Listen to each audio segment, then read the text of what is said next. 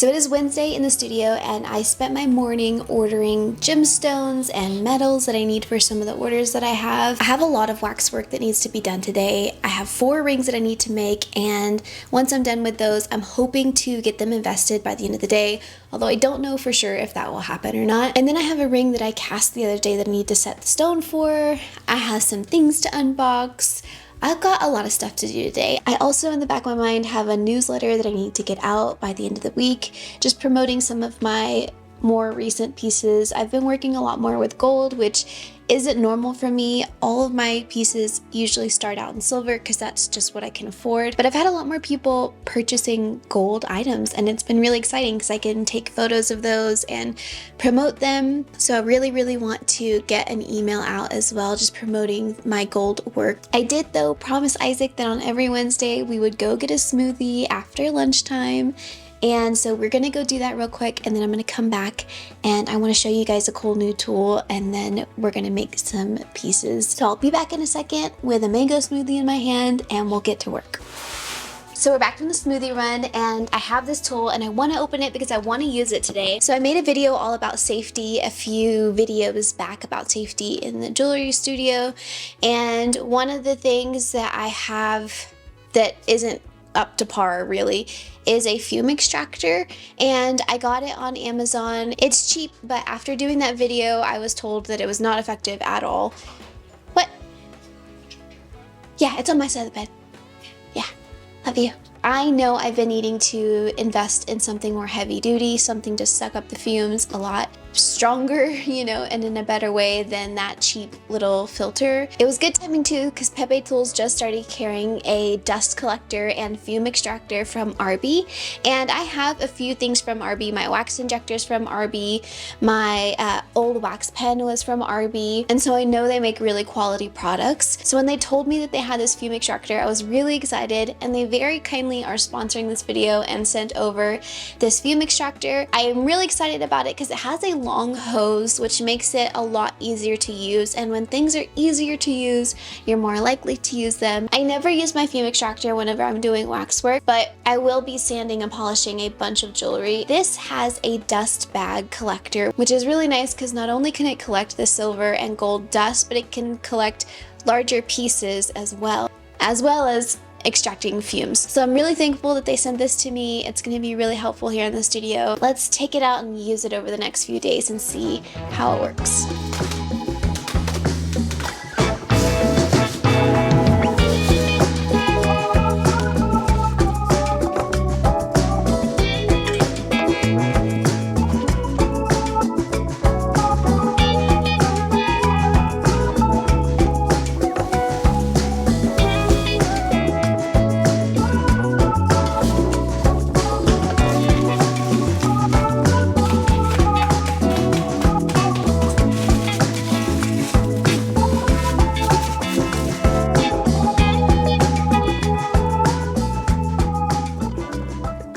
So I'm thinking this little area over here might be the best place for it, because then I'm in between my workbench and my wax bench, and I'm close to all the plugs. Let's see how this reaches.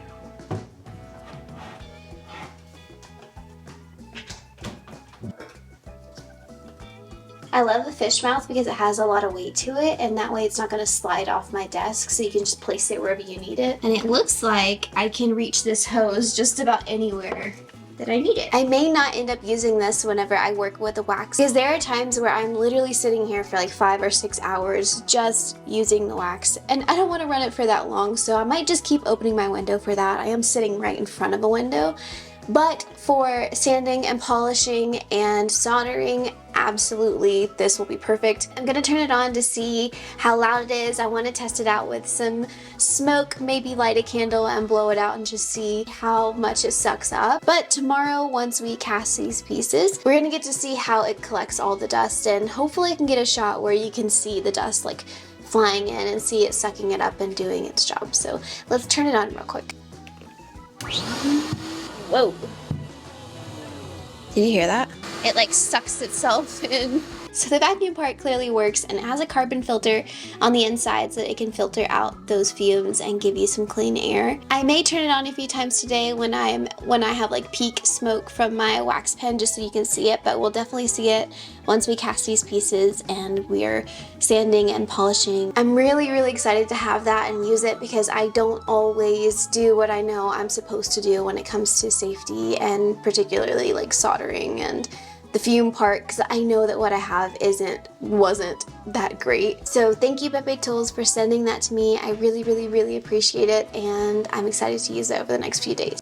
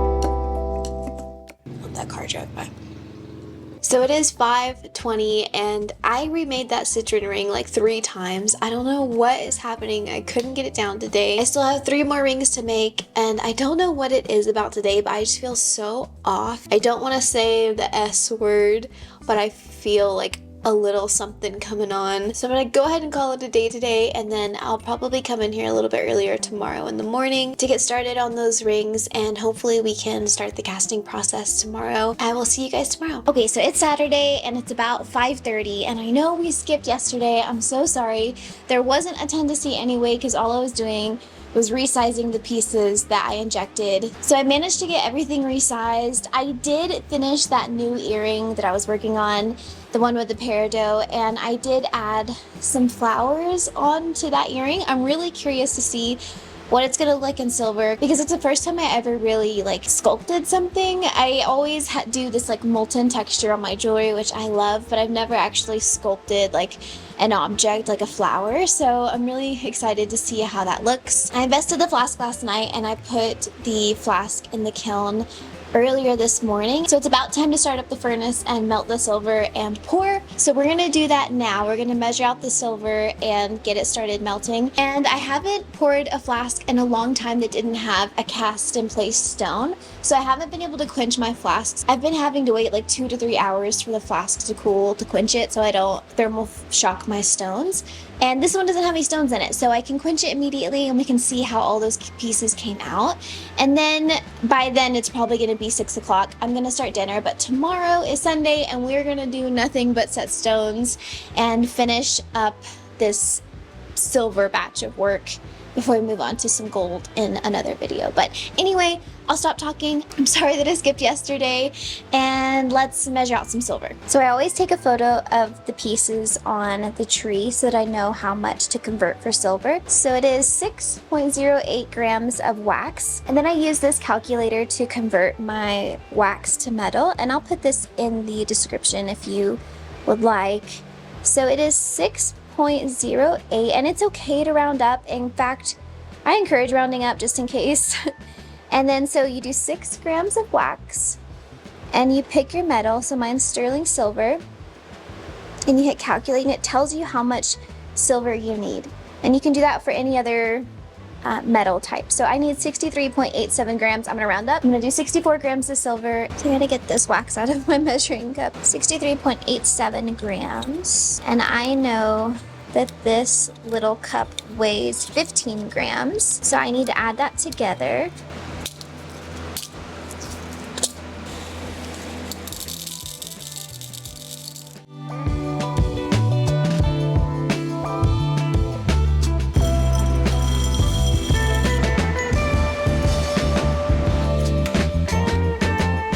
So the electromelt takes about 15 to 20 minutes to heat up, and then we will cast. But I have to tell you guys what happened the last time I cast, and I didn't get this on camera, and I'm glad I didn't get it on camera, but also it's a really good learning moment. But the last time I cast, I woke up around, I think it was 3 in the morning, and so I was really sleepy. And first off, I had my bell jar sitting on the investment side of my kayak cast, and I never leave my bell jar up there when I'm not using it. So I had my bell jar on the investment side, and I put the flask, the hot flask, in the casting side. And when I went to turn it on the suction, I turned it onto the investment side, which drew a suction under the bell. So I had only noticed that I had it pulling suction on the wrong side after I had poured the gold. And so I panicked and flipped it over to the casting side, which drew a suction into the flask. And so I had 2 suctions on the table and on the flask, and I could not get either one to come loose. So I panicked again, and I turned it off before I flipped it to the vacuum release, which you are not supposed to do because that can suck oil through your kayak cast. So I was completely panicking. I turned it back on, I did the vacuum release. Nothing that I could do would break the suction. And so I took the back off, I was opening valves, I was trying to get it to release suction. Eventually, I just bear hugged the dome and pulled it and was able to break the suction. And thankfully, it did not break my kayak cast. I tested both sides. This is the first time I'm going to be using it since that traumatic event happened. So the lessons that I learned from that was to, 1, not cast in the middle of the night, because it's just a recipe for disaster casting when you're sleepy, but also take your bell jar off of your investment table in case a mistake like that happens. You don't have 2 suctions. And when things like that happen, don't panic and start switching things and turning things off. Just don't cast at night, pretty much, and take your bell jar off. I think those are the 2 biggest ones. But anyway, I'm gonna pick up my casting bench so I have a little more space. It's all a little cluttered right now, and then we will cast.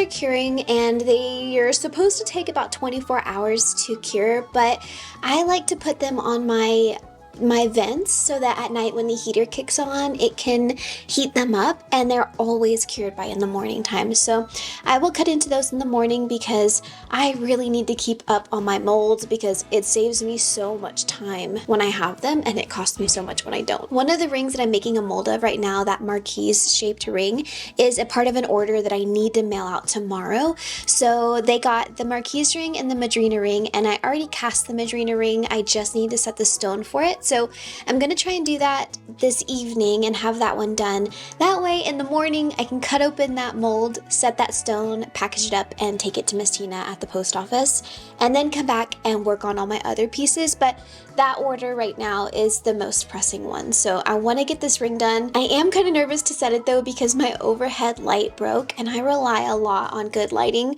for setting my stones, so I need to look into getting another light. But I'm going to do my best to be really careful and set this stone, and I will use my cell phone flashlight if I have to. But our day today is definitely almost over. It's already almost 5 and we have to eat dinner, and it's Father's Day, so happy Father's Day to all you dads out there. I hope you're doing something fun and relaxing, and yeah, let's set some stones.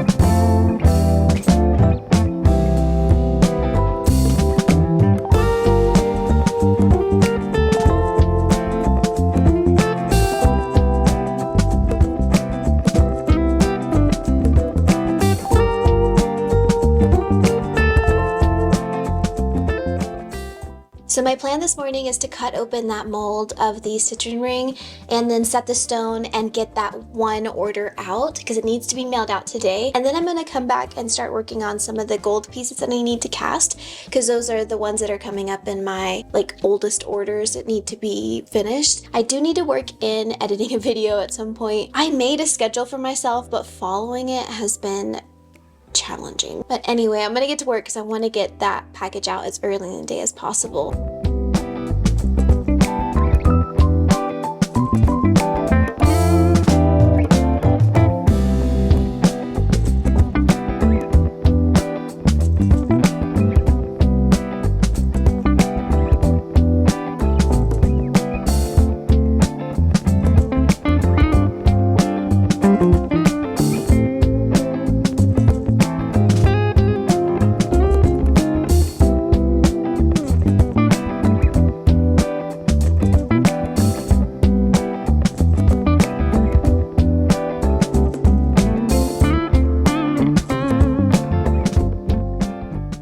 Okay, this is completely off topic, but I am cutting molds and I'm about to set this stone, and I'm watching this movie on Netflix called The Edge of 17. And it came out in, I think it said it came out in 2017 or 2016. I'd never heard of it, and I am a avid consumer of chick flicks, Mean Girls and stuff like that. I've never seen this before, and I am almost choking on my coffee watching this movie. The relationship with this girl and her teacher, and if you've seen it, the text that she sent to this guy and the teacher was reading the text. Anyway, if you haven't seen the movie either and you like those types of movies, you may be around my age, then please go watch it and then tell me what you think about it. But it's a really cute movie. Anyway, okay, let's set this stone.